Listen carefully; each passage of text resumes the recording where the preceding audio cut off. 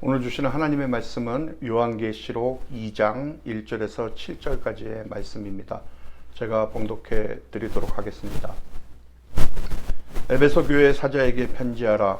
오른손에 있는 7뼈를 붙잡고 7 금촛대 사이를 거니시는 이가 이르시되, 내가 네 행위와 수고와 네 인내를 알고 또 악한 자들을 용납하지 아니한 것과 자칭 사도라 하되 아닌 자들을 시험하여 그의 거짓된 것을 네가 드러낸 것과 또 네가 참고 내 이름을 위하여 견디고 게으르지 아니한 것을 아노라. 그러나 너를 책망할 것이 있나니 너의 처음 사랑을 버렸느니라. 그러므로 어디서 떨어졌는지를 생각하고 회개하여 처음 행위를 가지라.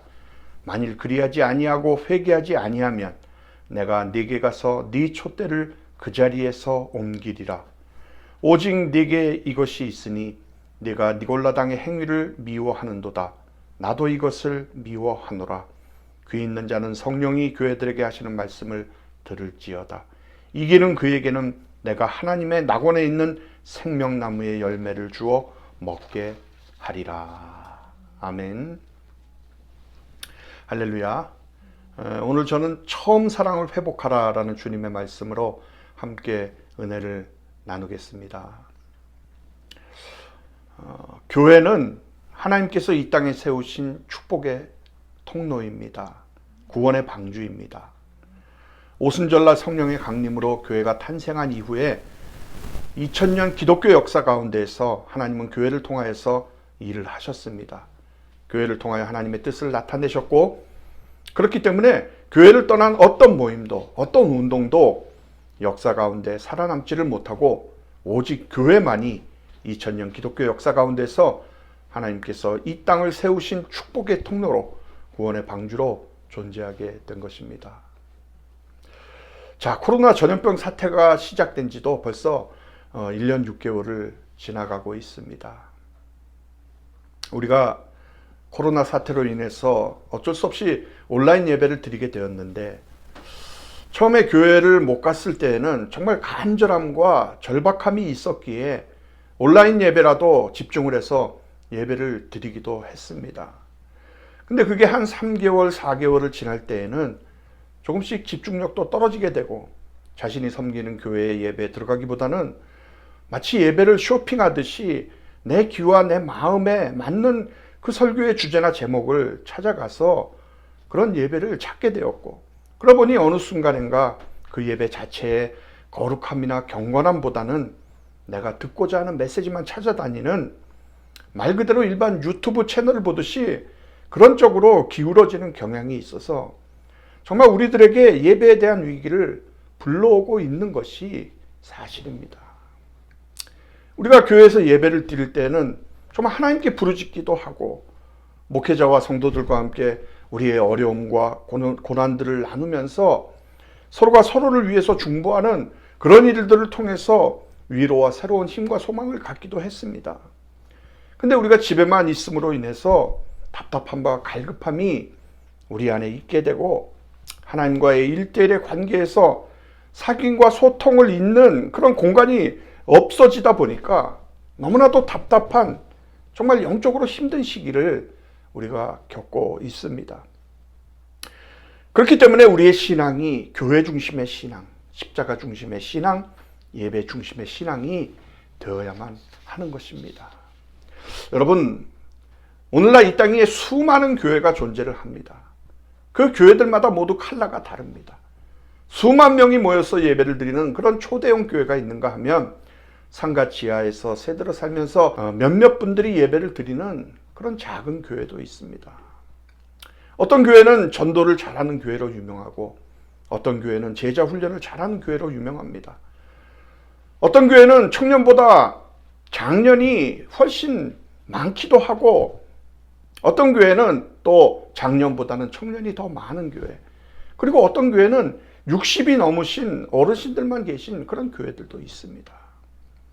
어떤 교회는 급속도로 부흥 성장을 위해서 유명하고, 또 어떤 교회는 날마다 성도들끼리 싸우고 다투는 것으로 유명하기도 합니다. 여러분, 그럼 예수님이 생각하시는 교회란 과연 어떤 것일까요? 이것은 모든 기독교인들에게 대단히 중요한 문제입니다. 안에 있는 우리가 생각하는 그 교회상과 밖에 있는 세상 사람들이 생각하는 교회상도 중요하지만, 그러나 무엇보다도 중요한 것은 우리 예수님께서 생각하시는 교회상인 것입니다. 왜냐하면 그분이 곧 교회의 설립자시고 머리시고 심판자이시기 때문입니다. 자, 예수님은 시간과 공간을 초월해서 그분이 그분의 교회에 바라시는 모습을 오늘 요한계시록 2장과 3장을 통해서 칭찬과 질책, 경고와 권면을 통해서 보여주고 계십니다. 이제 우리는 예수님이 교회를 어떻게 생각하시고 교회에 대해서 뭐라고 말씀하시는지를 자세하게 살펴보게 될 것입니다. 여러분, 교회는 어떤 곳입니까? 교회는 하나님을 섬기는 사람들의 모임입니다. 친목단체도 아니고 사회봉사단체도 아닙니다. 친목은 교회 말고도 다른 곳에 가서도 얼마든지 잘할 수 있고, 사회봉사도 교회가 아니더라도 다른 단체에서도 얼마든지 잘할 수가 있습니다. 그렇기 때문에 교회가 교회답다라고 하는 것은 이런 일들을 잘 하는데 달려있는 것이 아니라 오직 하나님을 잘 섬기고 하나님이 보시기에 좋은 교회가 되는 데에 달려있게 되는 것입니다. 사람이 아닌 하나님께 평가를 잘 받고 칭찬을 받아야 된다는 것입니다.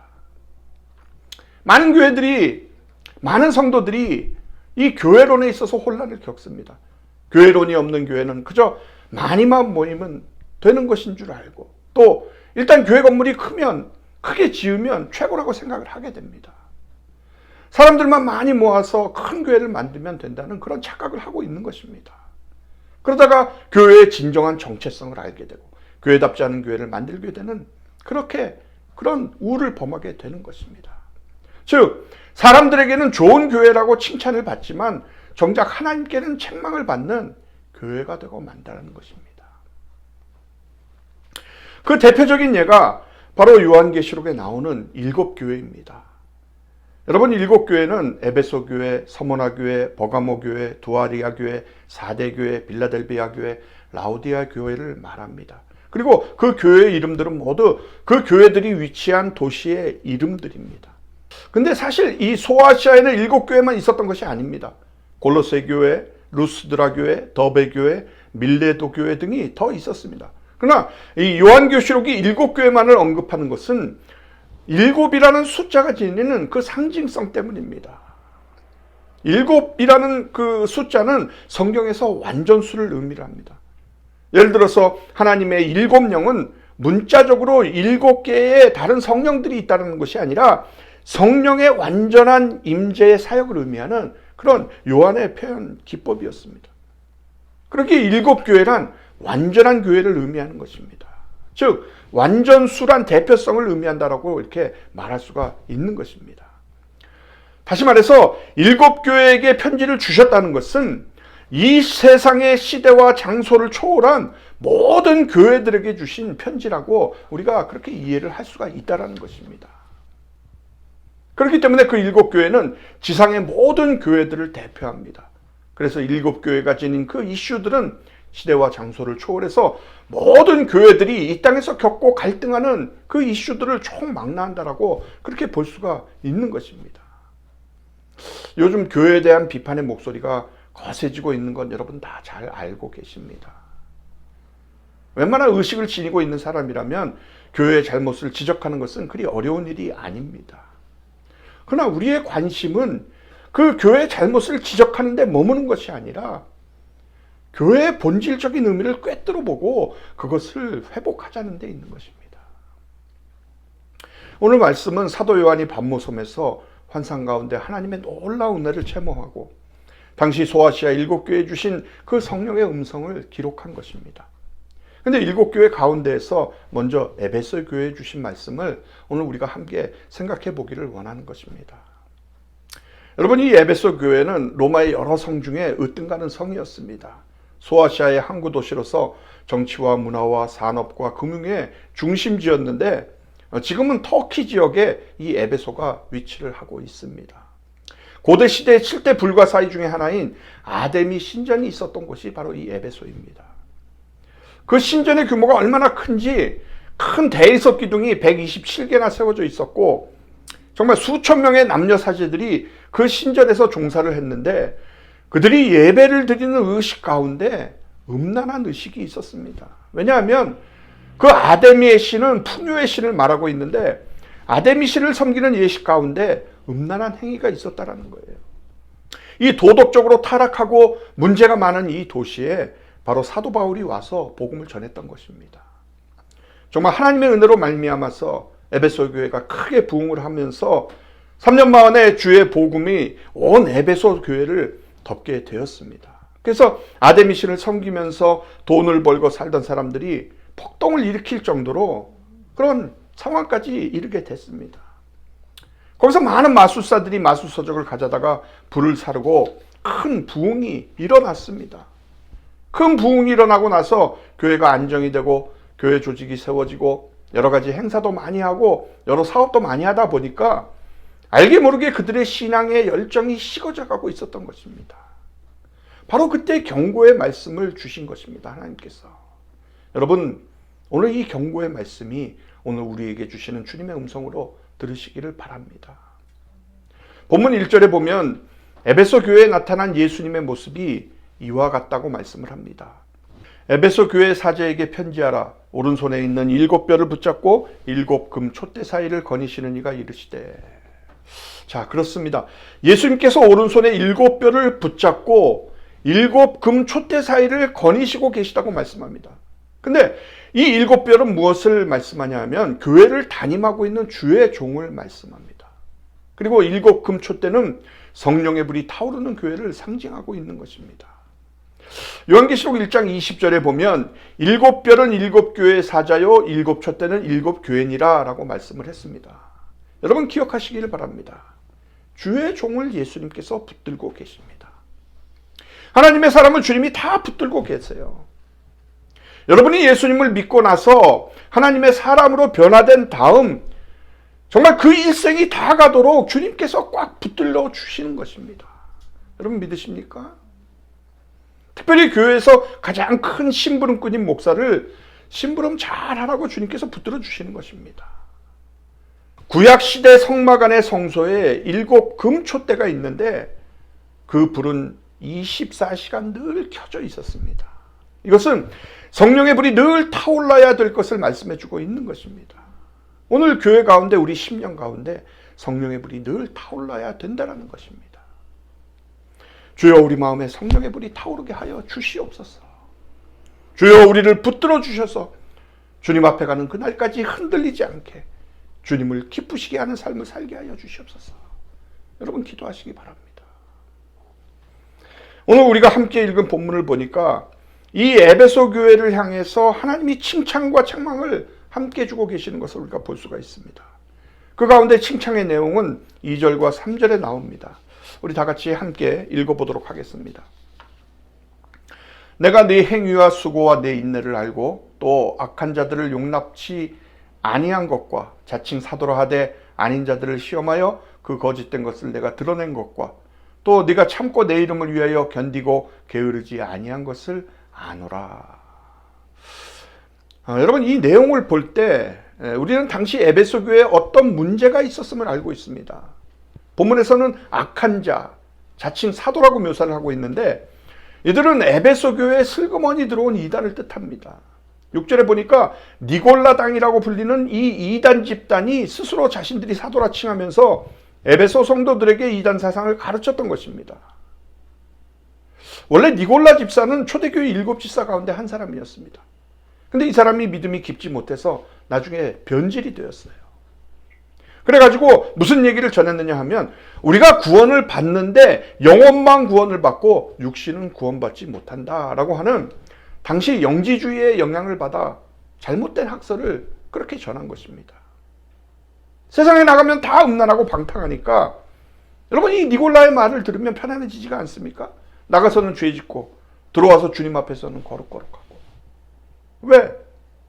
육신은 어차피 버림받을 거니까. 영혼만 구원받으면 되니까. 그래서 교회 안에 믿음 약한 사람들을 흔들어 놓은 거죠. 근데 에베소 교회에서는 엄중하게 그런 사람들을 몰아냈다는 겁니다. 여러분, 교회는 교회를 무너뜨리고 분열시키고 성도를 타락시키는 그 악한 사람들을 물리쳐야 되는 것입니다. 우리가 우리의 믿음을 잘 지켜야 하는 거예요. 요즘 자꾸 이단 사설들이 교회에 들어와서 교인들을 흔들어 놓는 것을 봅니다. 대부분 믿음이 약한 사람들, 또 시험에 든 사람들, 이런 사람들을 자꾸 미혹해가지고 이단들이 극성을 부리고 있습니다.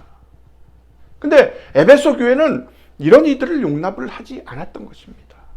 2절에 보니까 그 이단들을 용납하지 않고 그들의 거짓을 드러냈다라고 이렇게 말씀합니다.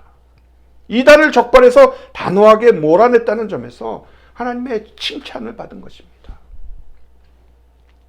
뿐만 아니라 3절에 보면 네가 참고 내 이름을 위하여 견디고 게으르지 않았다라고 이렇게 칭찬을 받습니다. 당시 에베소 교회는 내부적으로 이 이단의 공격에 대해서 시달리고 외부적으로는 박해를 받았습니다.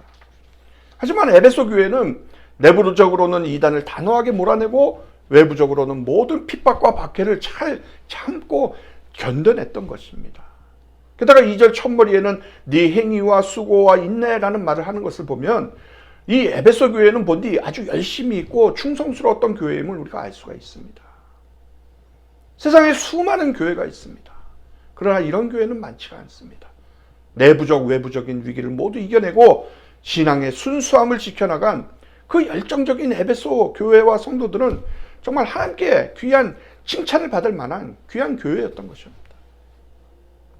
자, 에베소 교회와 성도들이 이렇게 하나님께 큰 칭찬을 받았는데 4절부터 보면 큰 책망을 받고 있는 것을 볼 수가 있습니다.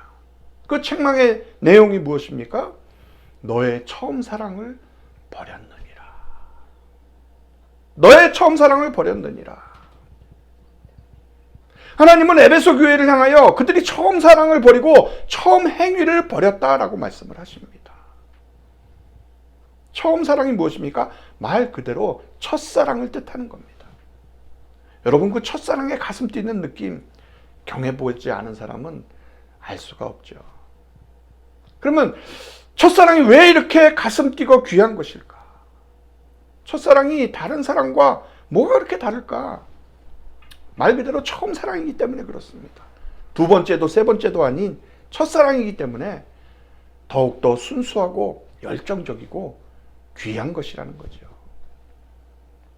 신앙에 있어서도 마찬가지입니다. 우리가 처음 예수님을 만났을 때, 우리가 처음으로 하나님을 사랑하게 되었을 때, 그 벅찬 감격과 정말 그 두근두근거림은 우리가 말로 표현할 수가 없을 정도로 귀한 것이었잖아요. 그러므로 이 첫사랑의 마음, 그 순수하고 열정적인 신앙을 평생을 간직하면서 신앙생활을 할 수만 있다면 여러분 얼마나 좋겠습니까? 근데 오늘 주님은 이 에베소 교회를 향하여서 이 처음 사랑을 버렸다라고 이렇게 책망을 하고 계십니다. 에베소 교회가 처음 신앙을 받아들일 때 가졌던 그 열정과 그 순수한 신앙을 잃어버렸다는 말씀입니다. 여러분, 에베소라는 이름은 그리스어로 욕망, 갈망이라는 뜻을 가지고 있습니다. 에베소 사람들은 처음에는 우상에 대한 욕망과 갈망을 가진 사람들이었습니다. 근데 이런 욕망과 갈망이 예수 그리스도를 만남으로 인해서 예수님에 대한 욕망과 갈망으로 변했던 것입니다. 욕망, 갈망이란 게 무슨 뜻입니까? 뜨거움이에요. 뜨거움, 열정입니다. 다른 것은 보이지 않고 오직 내가 바라고 갈망하는 그것만 보이는 것. 그것이 바로 갈망인 것입니다. 에베소 성도들은 우상에 대한 갈망을 예수님에 대한 갈망으로 바꾸어서 예수님을 뜨겁게 믿은 성도들이었습니다.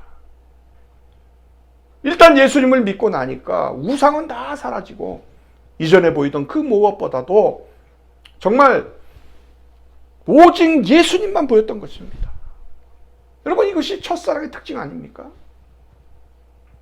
근데 이 예수님에 대한 뜨거움, 예수님에 대한 욕망과 갈망을 잃어버렸다라는 거예요. 왜 잃어버렸습니까? 사랑하는 여러분,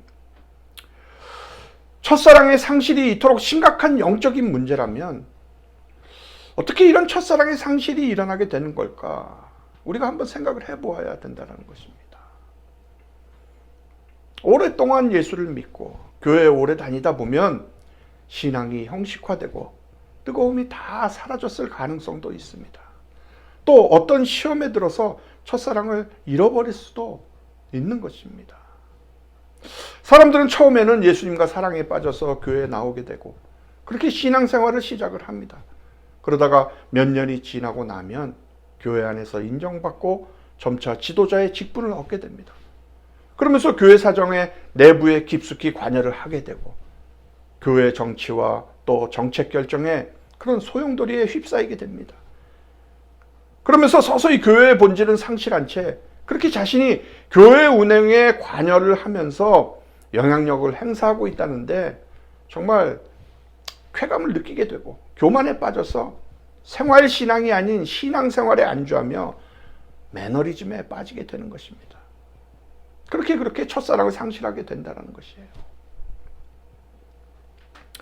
그럼 우리는 어떻게 하는가? 본문 5절에 보니까 어디서 떨어졌는지 생각하고 회개하라 라고 우리 주님은 말씀하십니다.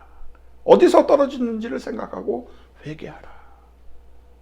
회개하라는 말씀은 처음으로 돌아가라는 것입니다. 예수님으로부터 멀어져 있는 우리의 형 상태를 인정을 하라는 것이죠. 그것으로부터 시작을 하라는 것입니다. 자, 우리가 먼저 다른 신들과 바람을 피우고 있었음을 고백드리는 겁니다. 우리가 우상에 빠져 있던 것, 그것을 고백하라는 것이죠. 이를 숭배했으면 이를 숭배한 것을 고백하고 예수님을 사랑하는 것보다 성공과 경제적 안정을 더욱 중요한 신으로 섬기고 있었다라면 그 사실을 주님 앞에 나와서 고백을 하는 것입니다. 사랑하는 성도 여러분, 예수님께서는 우리에게 경고를 하십니다. 회개하지 아니하면 금초대를 옮기겠다. 여러분, 얼마나 무서운 말씀입니까? 회개하지 아니하면 금초대를 옮기겠다. 선줄로 생각하는 자는 넘어질까 두려워하라라고 말씀하셨는데 첫사랑의 그 초심을 상심하여 실제로 역사 속에서 얼마나 많은 교회가 촛대가 옮겨졌습니까? 교회로서의 외적인 모양은 갖추고 있는데 더 이상 어둠 가운데 빛을 발하지 못하는 정말 있으나 마나한 촛대들이 우리 주변에 얼마나 많냐는 얘기입니다.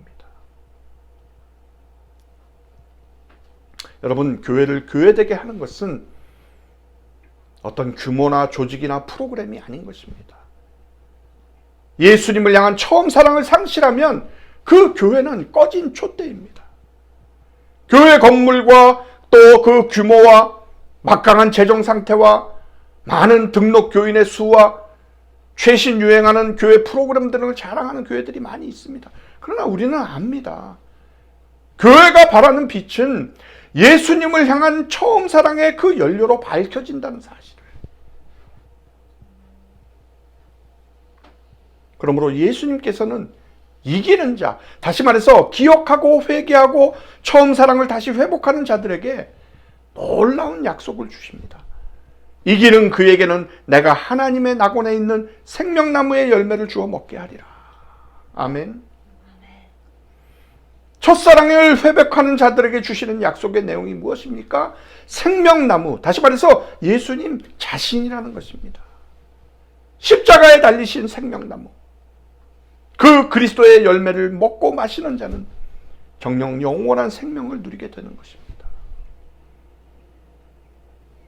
귀 있는 자는 성령이 교회들에게 하시는 말씀을 들을지어다.